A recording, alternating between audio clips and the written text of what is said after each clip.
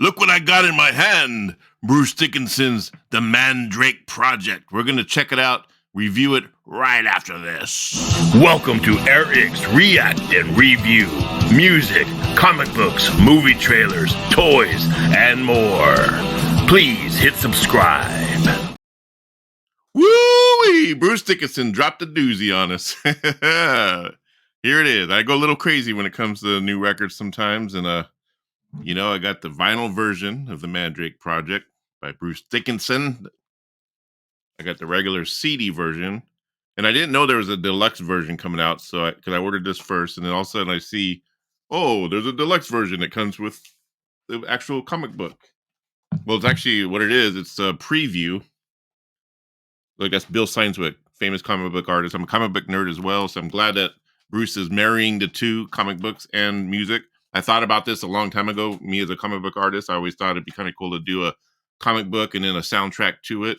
Never came to fruition because it takes me forever to even draw like one panel of a comic book. So, but the idea was there, But I always had it in my head.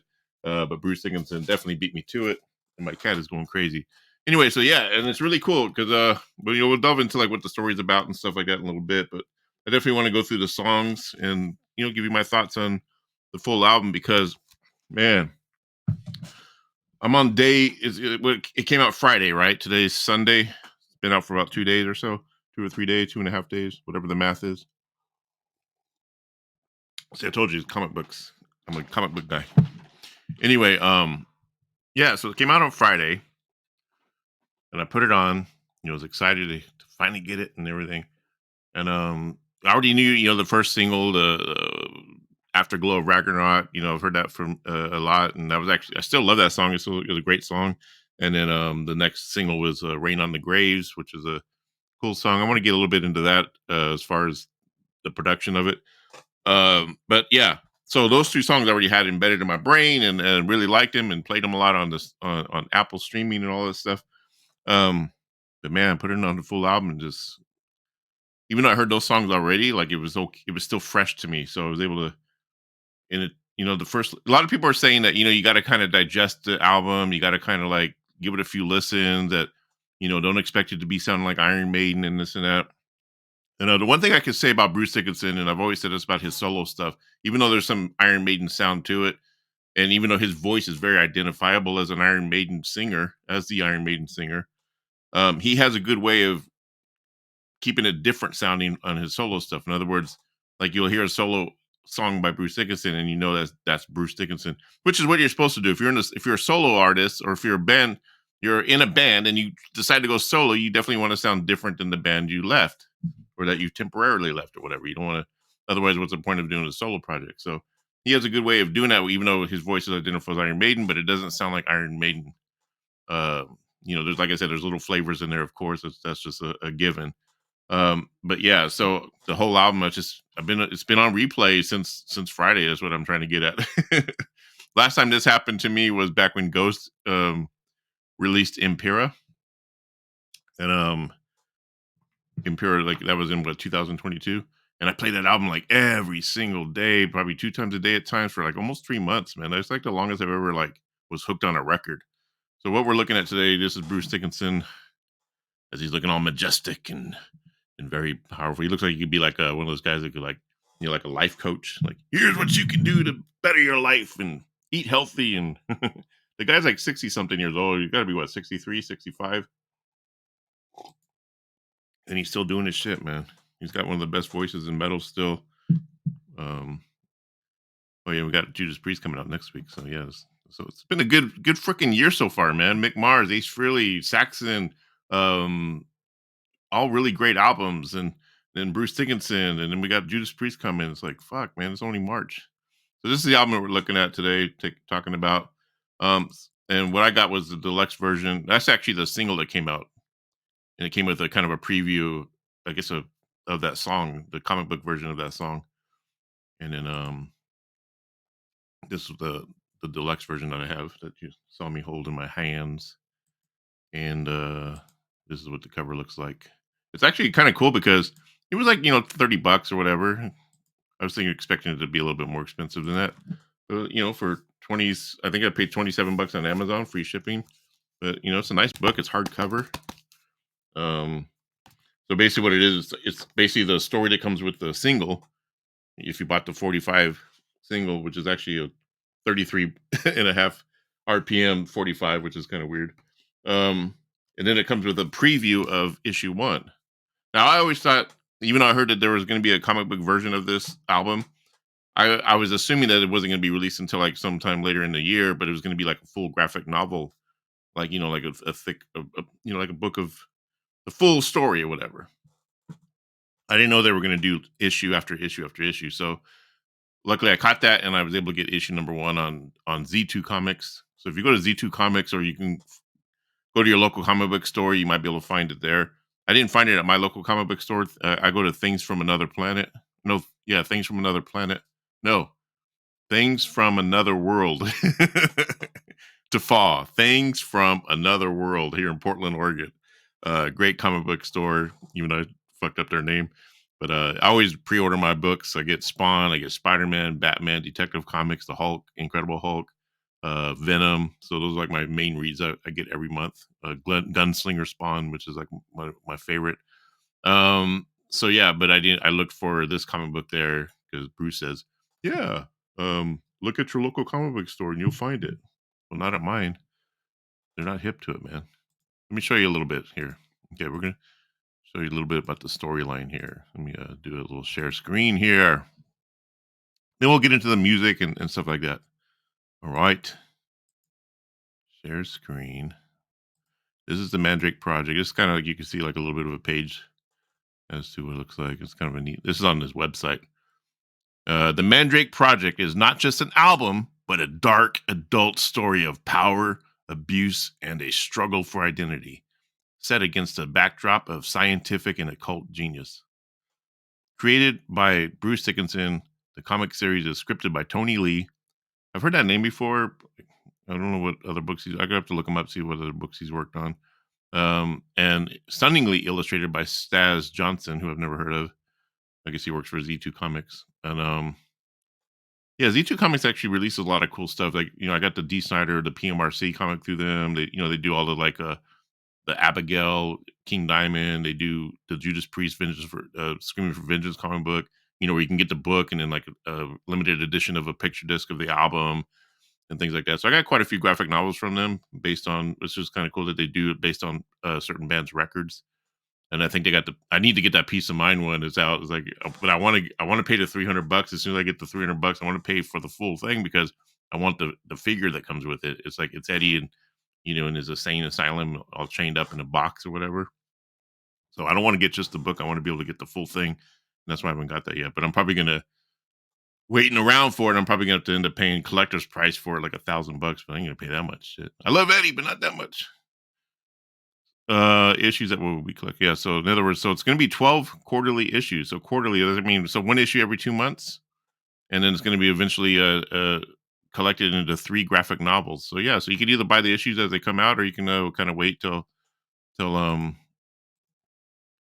until let me see here. Yeah. So or you can wait until the graphic novels come out. So let's get into it. So the first song on this album, if I can see, is called The Afterglow of Ragnarok. Now, this is a really good song. Again, this is the first single that came out. The first thing I sort of felt from it was Amon Amarth. Okay, now here's the thing too, and I've listened to this record over and over and over. I don't know how many of you remember the promo that came out when Bruce Dickinson first announced this album, and there was like a little bit of there was a trailer that had like a sample of a song on it, and there was a part of the song that sounded like he was singing in guttural vocals, like, and that's why everyone was saying, "Oh my god, he's going to do some sort of death metal vocals or whatever." But it wasn't totally death metal, but it was kind of like that.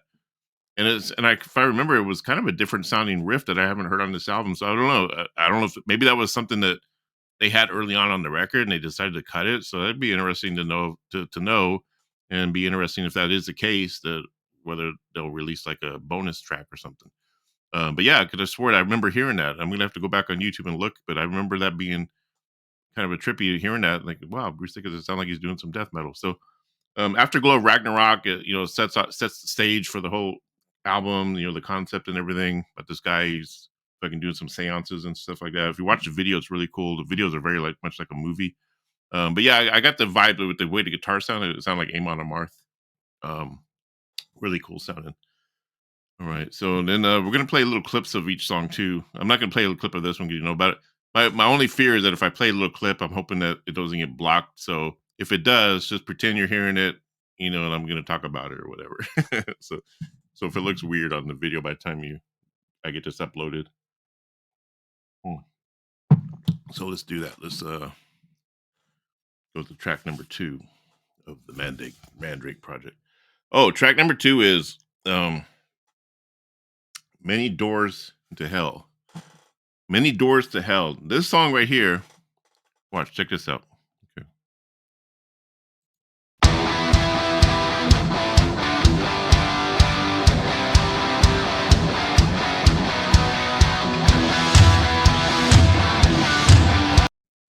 Now, who does that sound like? Does that sound like Ghost or what? I mean, a lot of people are saying it too. And I didn't think, oh, I'm curious to see what that sounds like because people that heard it before me were saying Ghost. And yeah, it sounds like almost like Tobias Forge came over to Bruce's house and say, hey, I got a couple risks for you. Which is cool. I mean, this is probably the more commercial sounding song on the record, but I like it.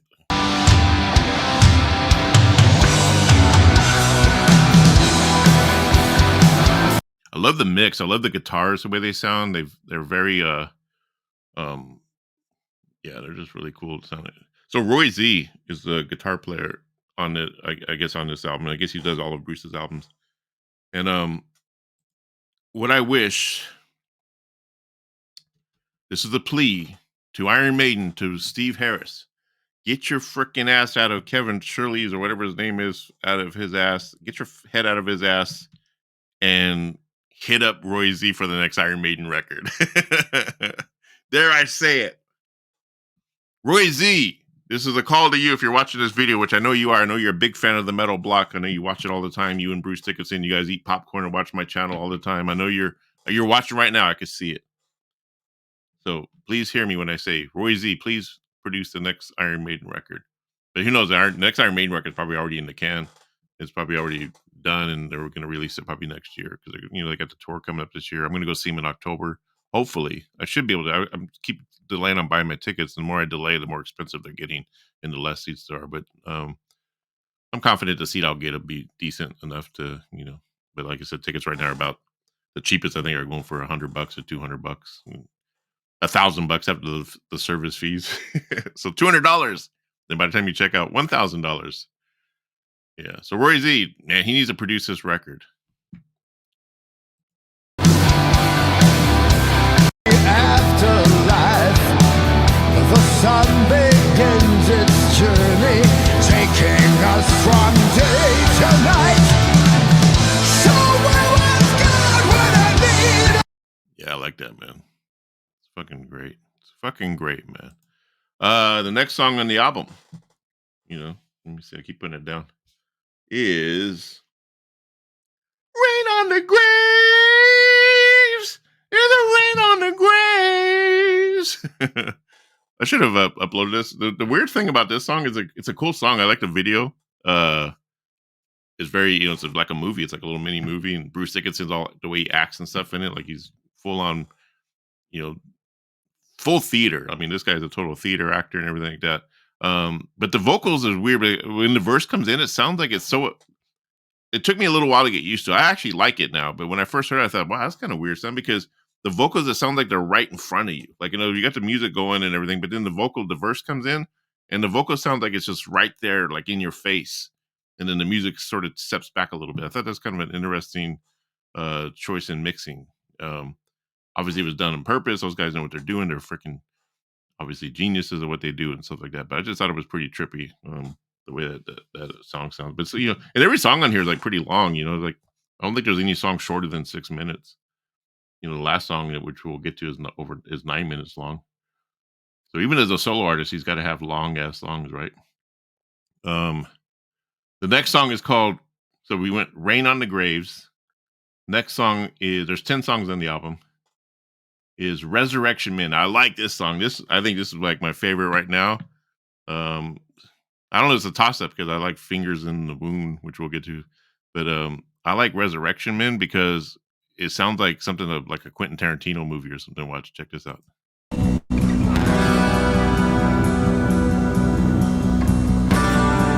Kind of Western sounding, you know. I like that beat. I like his part.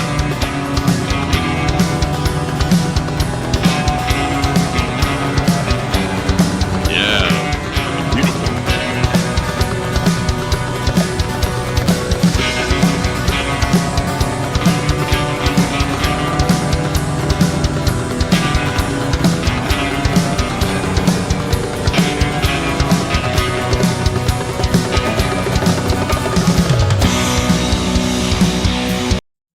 Yeah, I love that, man. It's just the way it kicks. Man, such a great mix on this album. Damn. Again, Roy Z, you need to produce the next Iron Maiden. I don't care who says otherwise. Listen to the master. I'm the master critic. I'm a master critic here, and I know what I'm talking about. Anyway, yeah, I love that. That like I said, it sounds like it's some out of a Quentin Tarantino movie, like old west, kind of a western type of sound into it. I love that sound. You know, it's just fucking the melody is great. Resurrection Men. Okay, so the next song we have is Finger in the Wounds. That sounds painful, right? I think this is a top song too for me. So far, my top songs are the ones I pulled up. Is obviously the Many Doors of Hell, Fingers in the Wound, and Resurrection Man. Those are like my three top. Aside from the singles are good, but those are like when I put on the record, I'm like, yeah, when those songs come on, let's check out a little bit of that.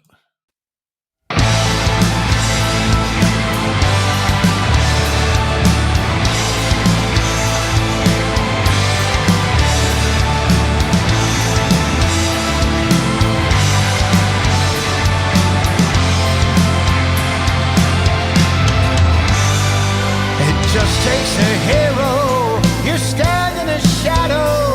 You walk in his shoes with feet made of. That's nice. It sounds like something that could be on Book of Souls a little bit, but it's way better produced. Which we'll get to the. They redo "Eternity Has Failed," which I believe is the next song. Let me see. No, yeah, the next song is "Eternity Has Failed." We'll get to that. Which was it's probably my favorite Iron Maiden song on Book of Souls. And it's one of my actually top five favorite Iron Maiden songs of all time. Uh, when I heard the Iron Maiden version back in the day when it came out, Book of Souls. Bruce Dickinson wrote the song, and then there's a demo version of it that was released on the single for Afterglow of Ragnarok, which I haven't listened to yet because it's kind of a pain in the ass putting on the 45 and then have to flip it over just for one song. And I was trying to find it on the streaming. Maybe it's on there by now, but it wasn't on Apple Music when it came out. But I'd like to hear the demo version, see what that sounds like. But this version, and I've listened to it at least more than I've listened to the record. I put on the record a bunch of times. I put on this song a bunch of other times. I just love the way it sounds way compared to the Iron Maiden's version. This is no knock against Iron Maiden's version, or whatever, but this is definitely they stepped it up with this song. Just the production wise, the guitars, the way that the guitar comes in on the verse, which is way different than the Book of Souls version. Conjure the dead star again. Black dog in the ruins is howling my name. So here is the soul of a man.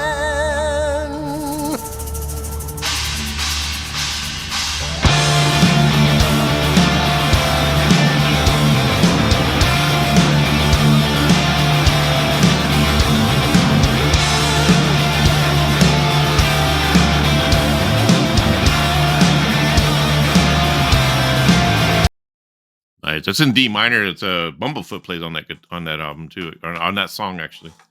It's in D minor. Dun, dun, dun, dun, dun, dun, dun, dun, dun, dun. Yeah, man. That's like one of my favorite songs. That's that. I mean, yeah, blown away. So far, this album has blown me away the way it should. It's like having because Iron Maiden's like my all-time favorite band, as you could tell. I'm wearing the shirt and everything. Power Slave. So, who knows when we're gonna get another new Iron Maiden record? But this is kind of like a little, in betweener. It's like having Iron Maiden before Iron Maiden, but it's not Iron Maiden. It's Bruce Dickinson, and it's his solo stuff, and it sounds really kick ass. The next song is Eternity Has Failed. Mistress of Misery. That's a cool song. It's I think it's probably, I don't want to say it's the least favorite song on the album, but it's kind of one of those songs that just kind of, it's good. I might have to hear it more, but it just seems like it sort of goes through, kind of goes by, whatever you like. You put it on and it doesn't really kind of go through or anything. It doesn't resonate is the word I'm trying to fucking find. So and then it gets slow. Face in the Mirror. So it slows down. It gets into face in the mirror, which is okay. I want to like this song. Like Tears of the Dragon was like a really great Bruce Dickinson ballad, and I think he has another one on one of his solo albums. I can't remember which one, but um, and I thought it was good. I was saying, okay, if this is going to be the main ballad, then it's okay. It's all so. But then we go to Shadow of the Gods. I think that's the next song. Yeah, Shadow of the Gods is the next song, and that to me is like way better of a ballad because here's what he does: he gets you going, all energy, blah blah blah blah, and then it slows it down. Like the last three songs are going to all be mellow and slow, which is really cool. I thought, anyone else that tried to do that, I don't think it would turn out very well. But some reason it works for Bruce Dickinson here. Oh, one other thing I wanted to mention in Resurrection Man, I think that's the song that later on in the middle of the song it sounds like Black Sabbath. There's like a Black Sabbath sounding riff in it. Anyway, thought I'd backtrack there for a second. But yeah, check this out.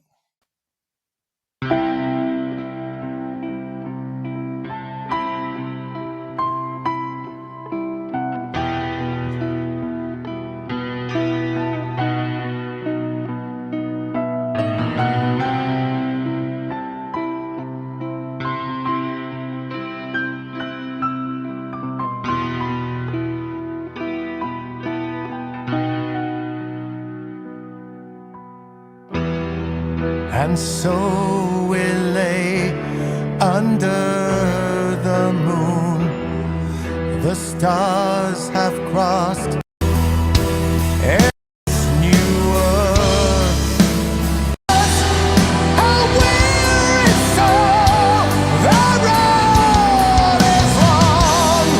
We live in shadows of the dark. Such a nice melody, man. Fuck. Woo! Get a little goosebumps, man, when I hear that shit. Yeah, and then he closes the album out with a song called Sonata, which is like a full title would be Sonata Immortal Beloved. And this is a 9-minute song. It's that drum sound.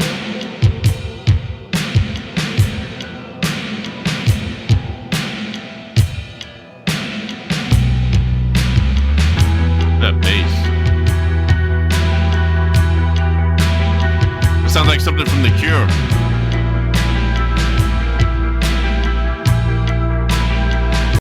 Yeah, I can't play too much because I'm afraid, like I said, I'm hoping it's not going to get blocked. So if you hear me talking right now, and you thought I was playing a song earlier and then you maybe didn't see it, it's because it probably got cut out. So I'm hoping I'm not doing all this for nothing. Also, I'm going to upload it to YouTube. It's going to say, sorry, you can't. You're blocked. You're blocked in 1,000 countries. So Bruce Dickinson's touring band. This is them. He's going on tour with this shit, man. Looks like he's got Swedish-born guitar player, songwriter, multi-platinum credited producer Philip Naslund on guitar, and he's also got Chris de Klerk on guitar, who also played on the album Rain in the Graves. Okay, he's also got Dave Moreno, and then Mysteria, whoever that is. Oh, Tanya O'Callahan. I believe she's the one that was playing in Whitesnake for a while. She's got the cool dreads and stuff. That one right there on the far left. Yeah. So that's his touring band, and you can see the band in the video, the Raining on the Graves video, whatever. But he's got a lot of tour. The only place he's playing in California, I'm in Oregon, but the only place he's playing in the U.S. is in California on April 15th in Santa Ana. He's playing at the observatory, that's pretty interesting. I don't know if that wouldn't be the observatory in Los Angeles, like the actual observatory. Maybe that's just the name of the arena, the observatory, because I can't see him playing like in a big old giant telescope. But then after that, he's going to Mexico, Brazil, and he's off to the UK. He's going to be playing in the UK, London, and he's going to be playing in Hungary, and then he's going to go right to Romania, and then into Poland, and then he's going to be playing in Germany, Spain, Luxembourg, Germany, Italy, more Germany. Damn, he's playing a lot of Germany. It's like he's doing Germany, Spain, France, Luxembourg, wherever that is, then back to Germany, Italy, then back to Germany. It's crazy. Croatia, Bulgaria, Turkey, ending it in Greece in July 21st. He's ending in Greece. And then he's got some festivals I'm sure he's doing. But that's crazy though, because think about this. He's touring, from April to July, and then Iron Maiden starts up, and they're touring in the US, and they're going to be here in October. And I'm sure that tour is going to last a good year. So fuck, man, that's a lot. And he's doing a lot of dates for a solo album. And then he's going to take a break, I guess, maybe a month off or so, and then come back with Iron Maiden. That's crazy, man. You got to appreciate our heroes, our rock and metal heroes that has been with us for over 40 years, 50 years, and some of them who are still able to do this. I mean, they got people complaining like, "Oh my God, it's not as good as it used to be, and they'll never be like they were in the '80s." And no. You got to appreciate that they're still doing it. Why is it okay like Rolling Stones can do that shit, but when it comes to rock and metal, it's like, oh no, there has beens, and we got to forget about them and everything else. But the Rolling Stones comes out with a new album, and everyone goes crazy, or they go on tour, everyone goes crazy and pays $3,000 for a ticket. And then Iron Maiden, they're playing arenas, and Judas Priest is out there playing big ass shows too, and selling out arenas, and you get people saying, "What? They're still playing? They're still around? I never hear them on the radio." Because the radio ain't going to play them. That's the thing about the classic rock radio or anything. You're never going to hear them play like new music from the bands that they play, the classic rock bands. And if they did, they would have just as big as hits as they did back in the day. There's at least 2 or 3 songs I can hear on every new album that like say Judas Priest comes out with, or Iron Maiden, or LA Guns, any of the bands that come out in the 80s, that came out in the 80s that are still putting out new music today. I could name a few songs that I know if they were played on the radio, on regular rock radio, and I'm not talking like satellite radio or nothing. I'm talking about your local radio stations like K Rock or whatever, whoever your station is. WKRP in Cincinnati. If they were played on WKRP in Cincinnati, they'd have a #1 hit. They'd be on the billboards and shit. We wouldn't be having all this laptop computer version music, AI music on the billboards. Hell, I don't even trust the billboards anymore, man. It's probably all AI music. Fuck, what do we do? Anyway, so that's my review. The album, I'm giving it a perfect fucking 10. I would give it 11 if I could. So I'm giving it a perfect 10 because every song is good. Yeah, maybe the Mistress of Mercy or whatever ain't as good as all the others. Maybe it is. I don't know. I got to hear it more. But so far, 10 songs, all great. Some are even better than the other. So it's a perfect fucking 10 record to me. This is the Mandrake Project. Get out there and get it. Get the deluxe version on Amazon. It's only $27. I think it's like 35 or 40, maybe even 50 on other places. Get the regular CD if you want. Get the frickin' vinyl if you want. Look at the vinyl. Oh, let me do this. This is why you buy vinyl, kids. You get the big old fold out. Okay. I do have one complaint. When I got the vinyl for the first time, I got the vinyl first and then the CD. You would think he would at least put some kind of booklet in this, like some kind of booklet. I mean, there's lyrics and stuff, which is cool, but there's like nothing about the story. Like you would think, like maybe put like a little sort of a preview comic in there. Like Ozzy, he put a comic book in his last album. In the Patient Number 9, he put a comic book in it, so he could have put it like a soft cover comic book in this just to give us a preview. So I feel bad for the people who just got the vinyl because they're getting cheated out of the actual storyline that this goes along with it. Unless they buy the deluxe CD or buy the comic book itself. So that's my only complaint, Bruce. I know you're watching. Maybe you can go back and repress and add some comic books to this. All right. So anyway, thanks for watching, everyone. I've been rambling on for the past 30 minutes, but I hope I turned you on to the Bruce Dickinson record. If you haven't heard it already, if you're a fan, or if you haven't heard Bruce in a long time, this is his first solo album, I think in 18 years or something like that. Tyranny of Souls was his last one, which I got to get on vinyl. Yeah, so get out there and get that shit, man. Always be buying music. Music saved my life. It should save yours as well. Horns up. No, I'm not gonna say that first. I always say horns up, peace out. First, I gotta say, be kind to yourself. Because if you're not good to yourself, you're no good to anyone else. But be kind to everyone as well. You wake up in the morning, just be kind. All right? All you gotta do is just wake up and say, you know what, I'm gonna be cool today. I'm not gonna be an asshole. I'm not gonna be a jerk or bitch or dick or whatever. It's gonna be cool today. If everyone did that, we'd have world peace. But no, somebody's got to fuck it up. But let them fuck it up, because don't let them fuck up your day, man. Because the more people that can resist the people who try to fuck up your day, the more people to resist that, the better we will be. So horns up and peace out. Yeah. How the hell do I stop this thing?